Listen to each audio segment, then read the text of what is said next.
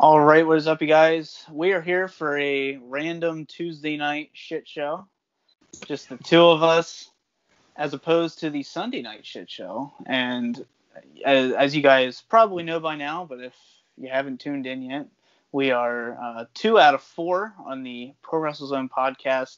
The four of us appear every Sunday, most of the time, unless something happens.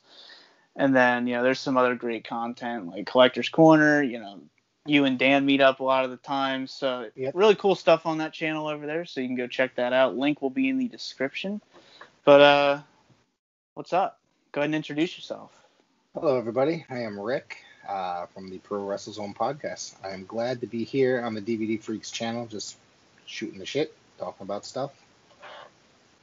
Yeah. Thank you for having me. Yeah. I think this is your first time on the channel, correct? I believe it is. It's pretty crazy. So, any good pickups lately? DVD, non-DVD? I did get my Pro Wrestling loot box. Excuse me. Sorry. I got a really cool. Actually, I'm using it as a prop to hold up my camera right now. But I got a Psycho Clown autograph from AAA, Lucha Libre. Hang on. Let me grab that. Sorry. All right. So this is cool. I got some DVDs. Oh, I don't know if I showed you this yet. In the Pro Wrestling loot box that I got, I did share this on my channel, but I want to share it here. This is like my ultimate favorite thing. They have the pint size All Stars, which are like rip-offs of the micro brawlers, but this is like one of my absolute favorites of all time. Beautiful Bobby Eaton on a card. Cool. And I normally take these and sell them to like one guy. Like I don't collect micro brawlers, but I keep very few of them. Like I kept my Bret Hart that I have here. Put it on display. I actually opened this one. My Colt Cabana. This one's definitely a keeper because, Bobby is just a legend from when I was a kid, and I've always enjoyed his work. And like I said, I have the Psycho Clown autograph as well. So, those micro brawlers, do they go for a lot? Like, are they sought after? I sold my Brian Pillman Jr. I ended up with 2 of them. One I got in the box that it initially came from, and then I won a raffle, and they threw an extra one in there. But I sold my first one for like $25, which is pretty decent considering that, they sell probably on the regular website for like $12. So, and then I ended up selling my second one for $45, which I thought was pretty impressive as well. It totally took me by surprise that I sold it for that much. One of the ones that I sold for the most was also Matt Cardona, Zack Ryder. I sold it on eBay, $38. Which however, I'm still stuck with the Brian Myers one. I can't seem to get rid of that one. No matter how much I knock the price down, nobody's buying it. It's like one of those things, you just put it on the end of your driveway. You're just like, fucking take it. Yeah, at this point. It's still there when you get home.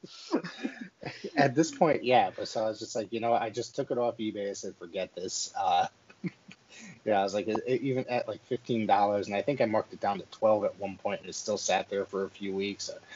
I said, forget it. It's not worth it. The Matt Cardona one I sold within like 2 days. Usually I put them up. If I get the box, you'll sell them within like 24 hours for like a decent price.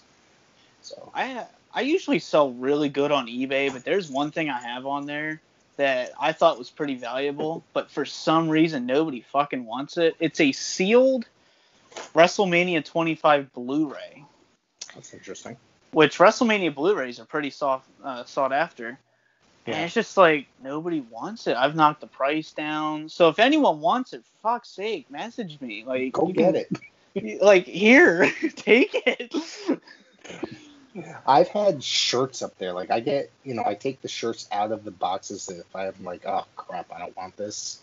Put them up there. I had an RVD shirt, brand new, unworn, and I always usually put it up there and would not move at all. Finally, I just messaged a friend of mine because he's looking for shirts of like ECW guys and stuff. I said, would you please take this? He goes, yeah. And now I got to mail it out to my buddy out in Massachusetts. So, But shirts I always thought like would go pretty well, especially, pro wrestling t-shirts. Like, because from the crate, they're exclusive, so you can't really get them anywhere else or limited to that month that month's box. So, something I wanted to ask you. You have a pretty vast collection. What do you think is the item that is just worth the most out of anything? Like the most valuable thing you own? That's really weird. Like, I don't I don't think of my items like that. I just, I'm Yeah. kind of a cheap ass when it comes to spending money. I'm like So really am I. cheap. Yeah. So it's just like I buy a lot from the high spots auctions or gimmick tables that they do on Thursday nights. So sometimes I bought like that Muda print for like $40. They have it on their site for like about 70, I think, but they mark it down for that particular show. And the same thing happens with a lot of the stuff there, like the classic Memphis DVDs are like $13 there, so they mark them down to like 7. So it's hard for me to say. Like I always wait for things to like get marked down to like an incredible amount. And the other thing about that is I'm also like a coupon hunter. Like I'll go online if I'm about to purchase stuff from say High Spots, Pro Wrestling Tees, or any of my wrestling sites, and I'll search for hours until I find a coupon code that actually works to take something off. Yeah, half the time you get really excited and then you get to type it in and it's just like, oh, it's Mm-hmm. been used or this coupon's not valid. Well, I've actually gotten messaged by a company before saying, sorry, that coupon shouldn't have worked. We have to charge you the rest of the money. What? You can't do that. What happened to all sales are final? What the hell? I'm gonna call them out right now if you're okay with that. Yeah, On fuck your yeah, show. do it. They don't sponsor me. Okay, yeah, there you go. Pro Wrestling Loot, as much as I like some of the merchandise that comes in their boxes, like I said, I buy them because I love T-shirts, like wrestling shirts, and I love autographs as well. Their autographs are usually really good.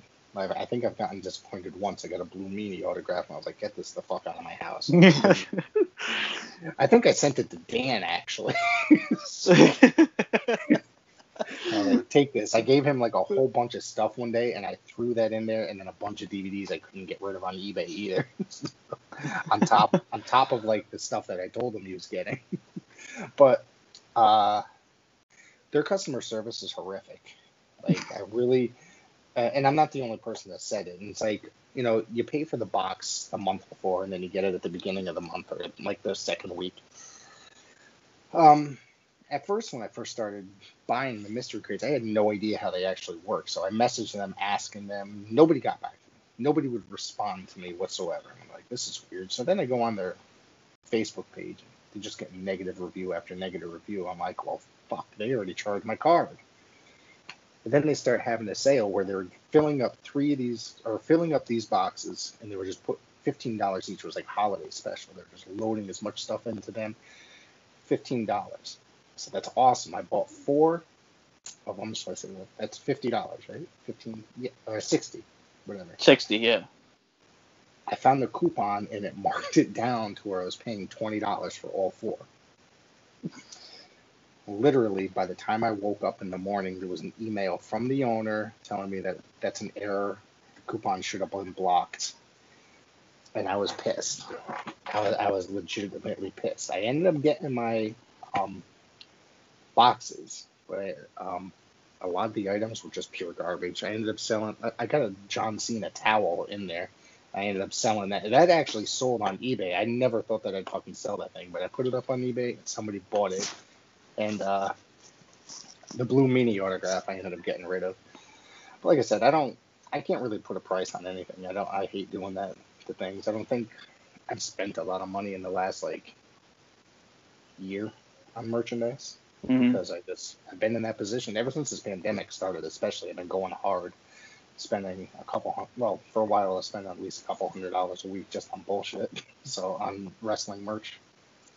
Yeah, I used to, back in like 2018, like 2017, I wanted to complete like all the rare WWF releases. Yeah. So I just went nuts. Like every 3 days there'd be a rare DVD unboxing. And I just not wasted, but I spent so much goddamn money on it. Like it was to the point where sometimes I would just feel upset. I'd look at my eBay page and I'd just scroll of just how like all the trackings. I'm just like, holy fuck. And like I Yep. did the same thing with like when I started the TNA collection. It'd be every day a package would be arriving. And then I ended up getting like half the collection in like 2 months. That's pretty good, actually. And then I had to stop because I spent too much money. Yeah. And then yeah, now I mainly buy autographs at this point. Yeah, that's where I'm at mostly, and I still buy DVDs. I'll buy the occasional shirt. I discovered that I actually counted my shirts recently, and I have like almost 75 shirts, just about. I'm probably there now by the last time I counted because I just, you know, Pro Wrestling Crate, and I get like 2 or 3 a month just from the mystery crates. Yeah. Maybe 4. So I'm just like, I've actually turned around and gotten rid of a few because it's just like a fucking Orange Cassidy shirt. Like, don't give me that shit. I don't want that. Um, Yeah. and stupid shit like that, I would just turn around. But now it's like autographs and some DVDs. But I'm extremely picky on DVDs because I've gotten like mystery packs based on, oh, there's going to be these couple awesome DVDs, and there's literally, just like I'll show you exactly what I got. Based on, there was like an Adam Page theme, uh, Hangman Page themed DVD. You get like $10 DVDs for $50. Like, that's a great deal. And I got 2 Evolve DVDs, which I was extremely excited for. And then I ended up just with like a bunch of crap, a couple ROH, and then a couple local things like stuff that happened here in Connecticut, like a Northeast Wrestling, which is decent. But you always end up with more crap when good stuff because they're just trying to get it out of their warehouse. A lot of companies like that. Were you big into VHS tapes back in the day? Oh my God, yes. I used to have so many wrestling tapes. When I was big into the tape trading circuit as well. That's I mean, cool. Yeah. I could name so many guys and that I used to trade tapes with that were kind of very well known in the scene. And then I got really heavy into it in the earlier 2000s again. Um, I started when I was in high school in like '93 or so, but then I faded away. Started chasing girls, all that other stuff, and got my first apartment, and I moved back in, or I go back to my parents' house, and they got rid of the boxes of fucking old NWA tapes I had sitting there since the '80s. Mind you, some of that footage now is on the WWE network, but I know the VHS tapes I had were better quality. I think I made a note of that when we were covering one of the Clash of the Champions. That I was like, I know the VHS copy I had was way better than the copy because that one kept skipping. But I had so many regular TV tapes that never make it to like the WWE network, like the old NWA Pro Wrestling, Worldwides, and AWA footage that's not up there. And I wish I had all that stuff. And then like I said, I discovered music, punk rock, and then I went away for a little while out of wrestling for a few years. And in the earlier 2000s, I started getting back into tape trading, and that's when it was literally like 2 or 3 times a week. There'd be like a giant box of like random wrestling VHS tapes, and this is before DVD or the access to burning DVDs was like really a thing. So I used to get a lot of that stuff as well. Were you one of those people that rebelled against DVDs because you were so into VHS tapes? No. No, I was never like that. I liked some dealers would be like, all right, we can make DVDs, but because at the time the blank DVDs, for one, it was a little bit more than like a VHS, so I'd offer them 2 VHS tapes just for the like a DVD because it was the new technology and it was a little bit more expensive, and it actually took a little bit of time because the software wasn't as good as it was say now. Yeah, I know a few collectors that just refused to get DVDs for so long because they were big into Laserdisc Oh, God. or just Yeah. straight VHS tapes. And then, eventually they get into DVDs and they wouldn't trade it for anything. It's usually what happens when you rebel against the new form of physical media. You just end up Right. collecting it anyway, and then you don't see it happening any other way. It's just like 4K. I won't get a 4K. Fuck 4K. I have a couple 4K discs that come with like like an additional Blu-ray, like as the bonus. Yeah. I don't think it's kind of like beta versus VHS in a way. Like where it's Hmm. like I don't think that the 4K. This is personal opinion. I don't think that 4K is going to take off the way that like say DVD or Blu-ray did. That's just personal opinion. I mean, Laserdiscs never took off, but they sure as hell made a ton of them. Do you think 4K is going to be the last form of physical media we get, or do you think something will come after it? I sure as hell hope not. I really hope not because what else can there be? I mean, but then again, people probably never really imagined you can watch a movie on the size of a CD either. So it's really just hard to think about. Like, you can end up going to the store buying a little flash drive, like just with your movie. I don't know. Like, Yeah, yeah. there could be really anything. It's bizarre to think about. I think 4K will be it for You think most so? companies because you have to look. Disney, they're stopping all form of physical media. That's a bunch of crap. Yeah, they're As completely much, stopping it. but look at their audience. If you think about it, Yeah. they gear towards younger kids that just aren't into it. And for all the classic stuff that they have, like the early day, the princesses and all that other crap, like it's not that that stuff's gonna go away. It's just that crowd's older, moved on from the earth. People like our age, or my age, maybe your age, I don't know, you're younger, but my wife will sit there. She watches Disney Plus constantly, and I can't get into it. The only thing I think I've ever watched on it was the black hole for the Star Wars movies when my kids come and visit. Yeah, I still haven't gotten into streaming. I just can't do it. I Especially love this. Disney. Disney can Yeah. kiss my ass. Fuck them. Oh, They've done so many horrible things to me. Star Wars, fucking. I'm huge into comics, so I'm not an yeah, MCU fan. I believe in source material, and it's just they're so political. It's just it's yeah. they take it's business. It's not. It's absolutely correct. It's You're 100% absolutely a right. business. Let me tell you, you're a huge Star Wars fan. Did you care for the, I don't know, 10,000 other films they've done since the originals? I mean, in any way.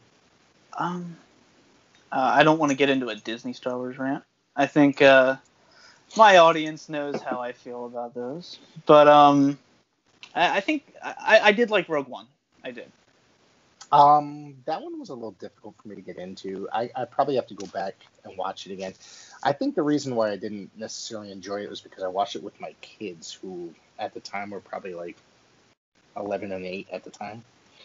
And my son's really into the original Star Wars. He does like the prequels, but I mean, I think that's an age thing as to why he got into those. And Yeah. the newer series, what's that? What's the one that came out with the first one that came out in the new series? I'm trying to remember. Force Awakens. Yeah, that one. Like I took him to see that, and when you didn't like that movie, oh my god, No, no. I I hate all Disney Star Wars except for Rogue One.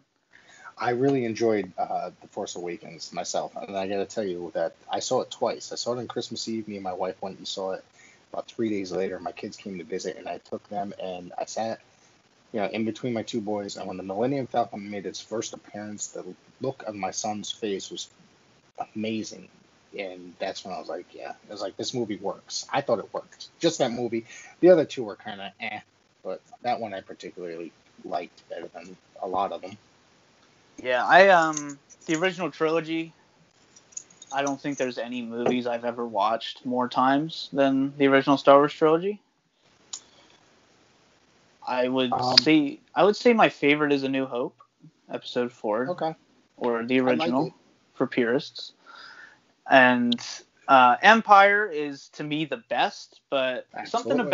something about A New Hope always just to this day gets me. I think it just, I think it depends on your mood, you know, Yeah. because I always thought Empire was the greatest movie. It really is probably the greatest of the series. But Oh yeah. there's always something about that first one that just kind of sucks you in and just be like, this is a great movie. They're just the story, it's the beginning of everything. I mean, it was just great.